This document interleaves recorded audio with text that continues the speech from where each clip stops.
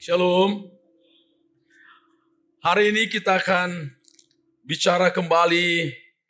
Tadi pagi sudah. Kubur yang kosong. The empty tomb. Dari Lukas pasal 24 ayat 5 sampai 6. Saya bacakan untuk kita semua. Lukas pasal 24 ayat 5 dan 6. Demikian firman Tuhan. Mereka sangat ketakutan dan menundukkan kepala. Tetapi kedua orang itu berkata kepada mereka, "Mengapa kamu mencari dia yang hidup di antara orang mati? Ia tidak ada di sini. Ia telah bangkit. Ingatlah apa yang dikatakannya kepada kamu ketika ia masih di Galilea." Temanya the empty tomb. Kalau saudara ke Israel, di sana ada satu tradisi untuk tour itu untuk melihat tentunya kubur Yesus. Ada dua tempat, ada dua versi kubur Yesus yang ditawarkan dalam tour itu. Satu, kubur Yesus itu nampaknya ini yang paling lama tradisinya, yaitu sekarang sudah dijadikan dikelola oleh gereja Katolik dan Armenian. Ya, juga tempat penyalipan itu satu Armenian, Ortodoks Syria dan Katolik Roma. Tapi ada satu lagi tradisi yang mengakui bahwa sebenarnya kubur Yesus itu ada di luar Getsemani dan itu dikelola oleh gereja Protestan dari Inggris. Nama lokasinya Garden Tomb. Ya, kita dibawa ke situ dan seperti ada kuburan begitu ya dan kosong. Tapi saudara tahu, setiap kali di situ maka pernyataan daripada orang yang menjelaskan itu selalu berkata begini, kita sekarang tidak bicara kubur karena dia hidup. Untuk apa kubur? Mau di sana, mau di sini, untuk apa? For what? Karena dia hidup. Hari ini kita bicara kubur yang kosong. Ngapain bicara yang kosong? Kenapa kita harus bicara kubur yang kosong? Tentu kita tidak bicara kuburan sekarang. Kita bicara apa makna itu. Ada satu informasi sebelum kita bicara kenapa menjadi repot tentang kubur yang kosong ini. Saudara tahu pada waktu Serdadu melihat, gila, itu batu sebesar itu kok bisa digulingkan dan tidak ada mayat yang begitu fenomenal. Dan mereka merancang suatu konspirasi ketika mereka ke Mahkamah Agama. Serdadu itu datangkan kubur kosong, bos. Kemudian Mahkamah katakan, sekarang sampaikan informasi bahwa mayat Yesus diambil oleh para murid. Konspirasi ini berkembang. Dan akhirnya terjadilah kebohongan ajaran sesat bahwa kubur kosong itu karena para murid mengambil mayatnya. Saudara, apa yang terjadi jika ini terjadi benar-benar cerita ini? Maka tidak ada cerita tentang kehidupan. Next, kita lihat. Sebelum kita teks, itu tadi latar belakang temanya. Sekarang konteksnya, teks itu. Ada tradisi duka.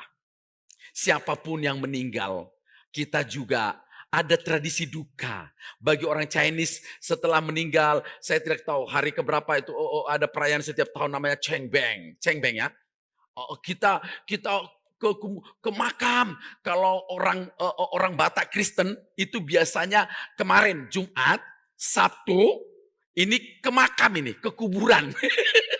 Dan dulu waktu saya kecil itu kita minggu pagi sebelum tradisi kekristenan itu akhirnya melawan semua tradisi itu, kita semua ke kuburan pagi-pagi.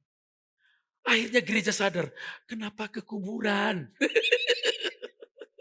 Pertanyaan ini ada tradisi duka yang mendalam melihat tubuh Yesus yang dikuburkan. Benar-benar sebenarnya secara realitas sangat memilukan. Yesus yang disayang, Yesus yang hebat, Yesus yang agung, mati terkulai, tidak bisa melawan apa-apa. Dia disiksa, dia dihina, terseret-seret. Tapi kemudian nanti kita lihat dia bangkit. Tapi yang jelas ini bukan racun ya.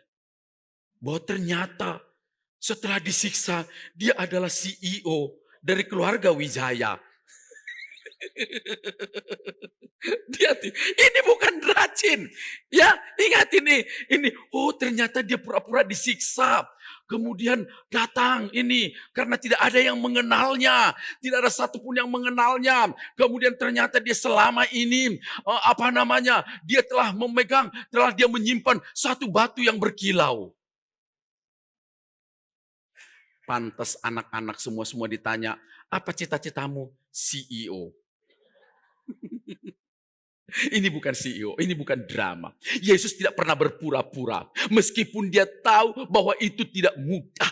Untuk menjalani itu tidak mudah. Yesus tidak berpura-pura. Ya, Yesus tidak berpura-pura. CEO di Dracin itu berpura-pura. Tapi hari ini ada tradisi duka. Maka pada waktu air mata, pada waktu duka yang mendalam itu, maka ada yang mengkonfirmasi. Malaikat mengatakan, hei, mengapa kamu menangis? Mengapa kamu masih dalam duka? Mengapa kamu masih menangisi dia? Mengapa kamu mencari dia yang hidup di antara orang mati? Lolo dak? Wong lah hidup kau cari di tempat wong mati. Maka kemarin itu ada. Hilang duit. Loh, sibuk dia seharian nyari. Kamu hilang duit, iyo. Terus kamu cari. Di mana hilangnya? Di sana hilangnya. Loh, terus kenapa kamu cari di sini? Di sana gelap, di sini terang. Gila kau nih. Duit kau jatuh di sana. Iyo. Tapi kau cari di sini. Kenapa kamu mencari yang hidup di antara orang mati? Untuk apa? Kenapa kamu masih berduka? Kenapa kamu masih menangis? Kenapa kamu masih berurai air mata? Sementara dia sudah hidup dan hebat. Sesuatu yang mau dibukakan fakta. Karena itu cerita kubur yang kosong mau menjelaskan kepada kita. Next. Ini bukan soal tempat. Mau kubur kosong kosong itu bisa terjadi di mana-mana. Boleh dilakukan para murid, boleh dilakukan tentara, boleh dilakukan siapa saja. Kubur itu bisa kosong. Hari ini, besok yang akan datang, kubur itu bisa kosong. Tapi kubur kosong itu tidak menceritakan tempat yang kosong. Untuk apa? Maka kadang-kadang orang melihat, untuk apa lihat kuburnya Yesus? Untuk apa? Tapi it's okay lah. Duit lagi ada, ngapain nak ke Israel? Ya, ke Eropa bayi laju. Kemana bayi laju? Oke lah ke Israel. Tour guide katakan sebenarnya kubur Yesus di sini. Nah. Kita pergi lagi. Sebenarnya di sono. Ini buktinya. Terserah kau lah. Nak di Palembang, nak di Jambi, nak di Israel, nak di mana-mana kuburnya. Karena kubur kosong itu mau menjelaskan. Next. Dia hidup kembali. Amin. This is the main point. Ini yang mau dijelaskan dari kubur kosong itu. Bahwa dia hidup kembali. Bahwa Yesus itu hidup. Karena tidak ada artinya salib. Tidak ada artinya penderitaan ini.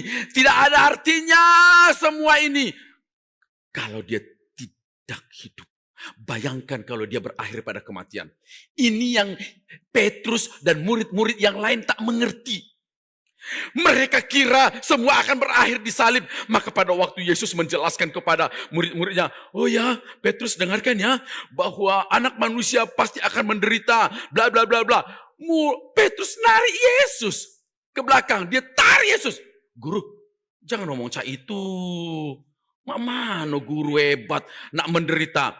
Apa kata Yesus? Ada yang ingat? Orang Bethlehem kan pintar-pintar. Apa kata Yesus kepada Petrus? Namanya tua-tua Bethlehem ya deh. Mama enggak tahu, tua-tuanya dah tahu, nama mana muda yang tahu. Enyahlah engkau iblis. Karena perkataanmu itu bukan dari Tuhan. Bahwa anak manusia memang harus menderita. Tapi itu bukan akhir dari perjalanan. Akhir perjalanan itu adalah kemenangan, dia hidup. Maka kenapa kamu menangis Maria? Sayang sekali air matamu. Kenapa kau tangisi cowok kau? Biarlah dia pergi. Karena yang bukan milikmu akan selalu punya waktu dan punya cara untuk pergi sendiri. Kenapa kau tangis? Kenapa kau nangis? Cak dia bayi laki-laki satu-satunya di dunia ini. Tidak. Ngomong sama pacar kau. Kalau dia bertingkah. Kau pergi 1000 antri. Di ATM.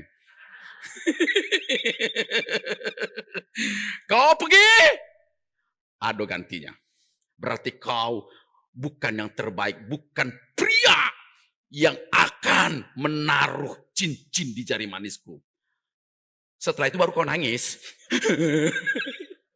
Hey, kubur kosong itu menjelaskan dia hidup kembali. Memang pernah ada proses yang membuat drama luka. Memang pernah ada satu proses yang memahitkan. Memang pernah ada satu proses yang membuat air mata berurai. Memang pernah ada proses salib. Benar. Semua tahu itu. Yesus mau mengatakan benar. Tidak ada yang menyangkal.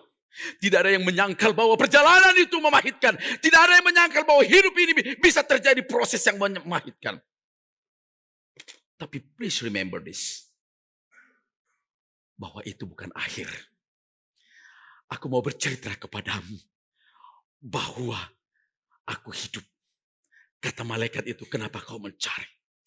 Kenapa kau mencari? Kenapa kau menghabiskan waktumu hanya dengan berurai air mata? Kenapa kau menghabiskan waktumu mengingat semua persoalan? Dan kenapa engkau menghabiskan waktumu melihat suatu realita? Coba lihat behind of the reality.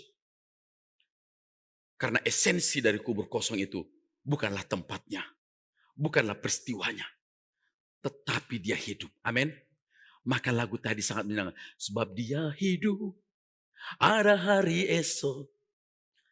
Karena dia anak Allah. Maka berkali-kali saya katakan juga dia, setiap orang selalu bersalaman, selamat Paskah.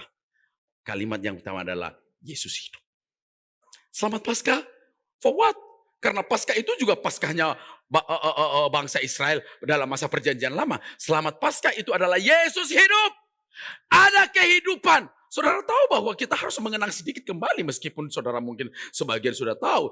Perayaan Paskah dalam perjanjian lama itu adalah bahwa tulah terakhir kita tahu tulah terakhir udah keras kepala Fir'aun. Firman Tuhan memang mengatakan bahwa kebaikan diambil dari Fir'aun. Tulah pertama, tulah kedua, nggak mempan, menyesal lagi.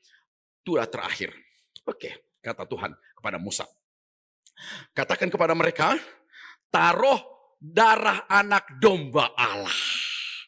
Taruh darah anak domba di mana? Ayo di mana? Tempat tidur?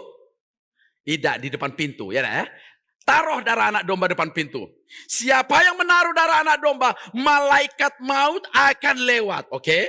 Malaikat maut akan lewat. Siapa yang menaruh darah anak domba itu akan dilewatin. Pass out, lewat, pesak, maut itu lewat. Di dalamnya akan ada kehidupan. Tapi siapa yang tidak menaruhnya, maka akan ada kematian sulung di rumah itu. Anak sulung, binatang sulung. Saudara tahu apa arti kematian sulung dalam bangsa orang Mesir? Kematian sulung itu adalah kematian seluruh berkat. Itu kematian sulung. Artinya bahwa maka ada raungan. Bukan soal, tidak apa-apa lah, mati anak sulung, masih ada, anak aku masih 5, masih ada 4. Tidak. Kematian anak sulung dalam tradisi Mesir adalah kematian seluruh berkat kehidupan di rumah itu. Maka ada raungan. Maka akan terjadi kematian di rumah itu. Halo.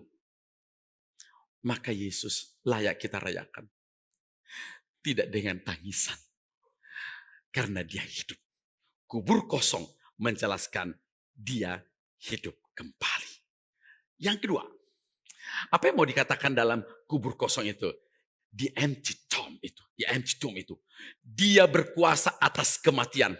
Kematian orang aja, kematiannya saja dia berkuasa atas dirinya, juga kematian orang lain. Maka wajar setiap orang yang datang kepadanya adalah merupakan datang untuk meminta kehidupan. Alangkah bodohnya kalau orang tidak mau datang kepadanya yang adalah sumber kehidupan, di tempat lain sumber kematian. Bapak Ibu, lihat orang yang di sampingmu. Dia adalah orang yang sangat bersyukur Karena dia adalah bagian dari yang mengalahkan kematian. Kita pernah ada seorang menteri kesehatan. Menteri kesehatan kan? Sebelum Fadila itu siapa? Ada wanita juga menteri kesehatan. Dia penyakit cancer. Dan dia berobat kemana-mana. Seorang ibu sebelum Siti Fadila itu, dia berobat ke Jerman. Seorang menteri kesehatan Republik Indonesia pasti punya channel seluruh kesehatan dunia ini, benar? Mau Amerika, mau Jerman, mau apapun, dia punya channel kesehatan. Tapi dia nggak bisa melawan cancer itu. Dia nggak bisa melawan kematian itu. Dia juga harus mati. Tidak ada yang bisa mengalahkan kematian. Tidak ada yang bisa mengalahkan kematian. Tapi dia mengalahkan kematian itu. Maka kuburnya kosong. Halo. Benar bahwa daging ini pasti mati. Tapi bagian yang terutama di dalam diri kita yang bernama soul itu. Bagian dari diri kita ini ada 3, saudara ya. Tubuh, roh, dan jiwa. Dalam perjanjian lama itu sering disamakan dikotomi. Roh dan jiwa itu sering disatukan. Tapi dalam konsep Yunani sering itu menjadi 3, tubuh dan jiwa. Tapi sesungguhnya tubuh kita datang diciptakan itu tubuh dan jiwa. Sedangkan roh itu setelah kita percaya baru dimasukkan, benar? Maka yang mati itu namanya apa definisi mati sih? Apa definisi mati? Arin tahu definisi mati? Iya, definisi mati udem, kate nyawo. Iyalah. Tapi apa definisi mati? Definisi mati itu bukan hanya tidak ada nyawa kan? Definisi mati itu, saudara, ketika terpisah antara tubuh dan jiwa. Maka kalau orang ketabrak atau apa, aku cakna rasa mati, dak kati jiwaku katanya. Terpisah. Bagian daripada yang utuh di dalam diri manusia itu, ini bukan hanya konsep Kristen, tapi konsep filsafat. Bagian daripada yang utuh, yang kekal dari manusia itu adalah jiwa. Makanya dikatakan dalam konsep filsafat sebelum Yesus datang, dalam Socrates, Plato, Aristoteles, semuanya menjelaskan bahwa ada bagian yang kekal di dalam diri manusia itu. Itulah jiwanya yang akan masuk dalam alam yang tidak akan musnah. Sebelum Yesus, orang sudah memahami, tapi mereka tidak mengenal siapa yang akan mengenal kehidupan. Mereka menyebut itu dengan supreme being.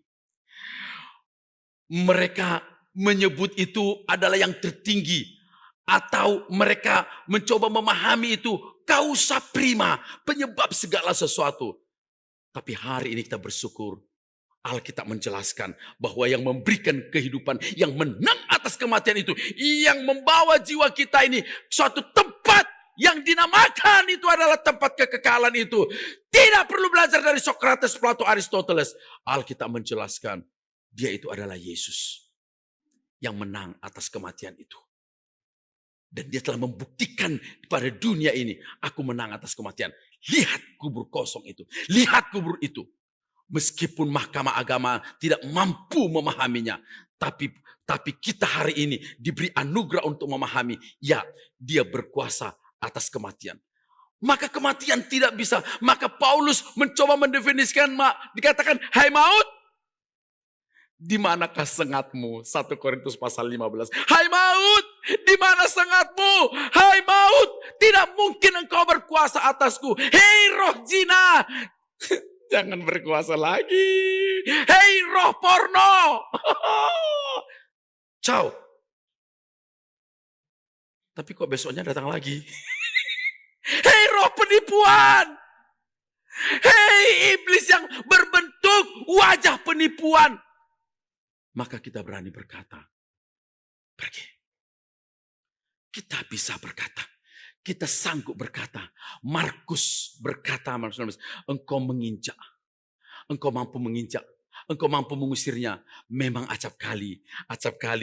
Kadang-kadang katanya roh kuat tapi tubuh lemah, kita kuat. Tapi hari ini kita mau mengatakan bahwa oleh karena kuasanya, dia berkuasa atas kematian, dia berkuasa atas maut, dia berkuasa atas iblis itu, dia berkuasa atas semuanya, maka kita bisa mengalahkannya. Saya tadi katakan bahwa Yesus pun pernah mencoba digoda oleh iblis. Dalam Matius pasal yang keempat. Setelah dia berpuasa di padang gurun itu. Dia pergi di padang gurun. Kemudian apa yang iblis katakan yang pertama? Apa yang digodain oleh iblis kepada Yesus? Ubahlah. Lapar loh. Sedang lapar loh Yesus. Lapar setelah berpuasa lah ya. Ubahlah batu ini jadi roti. Wih keren. Saya katakan pacak enggak Yesus mengubah batu jadi roti? Jangankan batu. Iblis tuh baik jadi roti pacak. Iblis kau jadi roti. Kalau orang Batak namanya roti sibolis. Pacak. Bisa. Tapi dia tidak mau tergoda oleh rayuan si iblis ini. Bukan dia nggak bisa. Bukan aku tak bisa mengubah batu jadi roti. Bukan aku tak bisa. Sebelumnya. Bukan aku tak bisa naik ke sorga. Tapi aku mau menjalani via dolorosa. Bukan aku tak bisa mengalahkan maut itu. Bukan dengan cara manusia. Tapi aku mau cara Tuhan. Aku mau cara Tuhan. Maka pada waktu Petrus di taman itu. Kamis malam itu. Dia lihat, duh gile murid aku. Tuhan Yesus katakan murid-muridnya sudah kemana ini. Kemudian para murid melihat Yesus sudah kasihan. Ada muridnya yang berkhianat itu pura-pura cium dia. Setelah itu ditangkap. Petrus secara manusia. Amarahnya secara dagingnya. Kemudian mengambil pedang. Kemudian apa yang dilakukannya? The film The Passion of Christ itu tas telinganya Malkus ya. Terus apa yang terjadi? Alkitab berkata apa? Yesus mengambil, ya kan? Itu kalau didramakan itu belum 5 menit itu. Tempel kan? Tempel benar? Sekarang pertanyaannya, mana lebih mudah memutuskan yang lengket atau melengketkan yang putus? Wah, ini pertanyaan benar-benar nih, teologi ini. Mana lebih mudah? A. Memutuskan yang lengket. B. Melengketkan yang putus. A atau B? Kok ada B? Saya ulangi pertanyaannya. Jawablah pertanyaan di bawah ini. Manakah tindakan yang lebih mudah dilakukan oleh seseorang? A. Memutuskan yang lengket. B. Melengketkan yang putus. A atau B? C. Kedua-duanya susah. D. Kedua-duanya gampang. Lebih mudah memutuskan. Yesus melengketkan pun bisa. Amin. Melengketkan pun bisa. Apalagi? Apa lo? Logika ini bos. Melengketkan pun dia bisa. Apalagi? Memutuskan pakai logika. Lo melengketkan dia pacar. Apalagi nak memutuskan. Pacak dia ngembek kayu. Dia ngembek kayu kayak Jackie Chan tuh. Dia angkatnya kayu, berputar galo kayu itu, patah galo leher serdadu itu. Pacak tak? Pacak baik. Maka apa yang dikatakannya kepada Petrus? Remember dong. Apa yang dikatakannya? Sarungkan pedangmu. Bukan aku tak bisa. Bukan aku tak bisa mendatangkan pasukan malaikat. Menghabiskan mereka ini. Bukan aku tak bisa. Tapi aku mau menunjukkan kuasaku. Menaklukkan kedaginganku. Menaklukkan kedaginganku. Memang cawan ini pahit.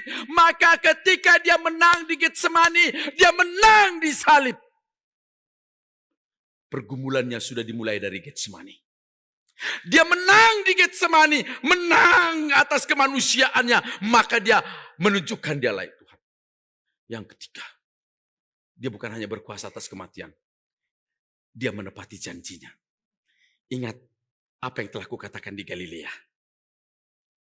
Ingat apa yang dikatakan di Galilea. Dia sudah mengatakan bahwa aku rubuhkan bait Allah ini, pada hari yang ketiga, aku akan membangunnya kembali. Ingat, kenapa kau cari? Kenapa kau datang? Kenapa kau masih dikuasai oleh kedaginganmu? Kenapa engkau dikuasai oleh masa lalumu? Kenapa engkau dikuasai oleh air matamu? Dukamu yang mendalam. Kenapa kau tidak ingat apa yang telah dikatakannya di Galilea? Bahwa aku akan bangkit. Aku menepati janjiku sekarang. Kubur kosong itu, mau kujelaskan bahwa aku menepati janjiku. Sudah tahu janji apa yang Tuhan katakan kepadamu dalam minggu-minggu Jumat Agung ini? Acap kali orang tidak mau meminta janji Tuhan karena dia tidak pernah mengimani ada janji Tuhan. Firman Tuhan berlalu begitu saja. Dia tidak pegang janji itu. Engkau memegang janji Tuhan, maka Tuhan memegang janjinya. Amin. Dia pegang janjinya. Tuhan tidak pernah ingkar janji. Tidak. Dia menepati janjinya. Kalau dia kembali dan ada cerita Paskah, maka next, dia akan menepati janjinya untuk membawa kita sampai di ujung perjalanan ini. Sampai di ujung. Dia memegang tangan kita. Aku memegang tanganmu. Maka kita mau mengenal dia lebih dalam.